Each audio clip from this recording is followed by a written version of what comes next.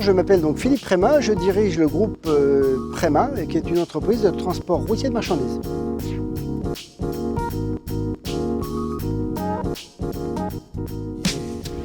En 2019, nous avons donc décidé d'investir dans des véhicules au gaz. Et aujourd'hui, sur 500 véhicules, 30 véhicules sont des véhicules au GNC bio. Il y avait un double enjeu, d'une part de réduire nos émissions de gaz à effet de serre, puisque avec un véhicule GNC bio, on réduit d'environ 80% les émissions de CO2. Et le deuxième enjeu, c'était de pouvoir satisfaire l'obligation réglementaire liée aux ZFE, notamment à la métropole du Grand Paris, et pouvoir avoir des véhicules avec une vignette critère 1. Toutes les TPE, PME qui ont besoin de véhicules pour se déplacer ou pour livrer vont être concernées par ces contraintes liées à la ZFE. Et donc en Ile-de-France, par exemple, il y a déjà des véhicules qui ne peuvent plus circuler à l'intérieur de ces ZFE.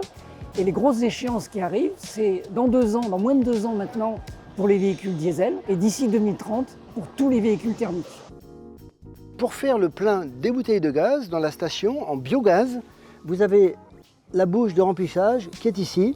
Et en gros, il faut 10 minutes pour faire le plein maximum, comme un véhicule diesel traditionnel.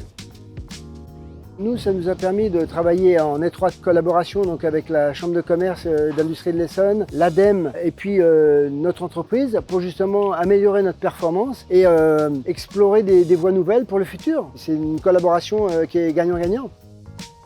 Les CCI, avec les collectivités locales et l'ADEME, ont pour but d'informer d'abord les entreprises de ces nouvelles échéances. Et puis il y a une deuxième mission qui est d'orienter ces entreprises vers les aides financières qui leur sont proposées, donc notamment par la région Île-de-France, par la ville de Paris, par l'État, pour passer justement à des motorisations plus propres, comme le fait Prémat aujourd'hui.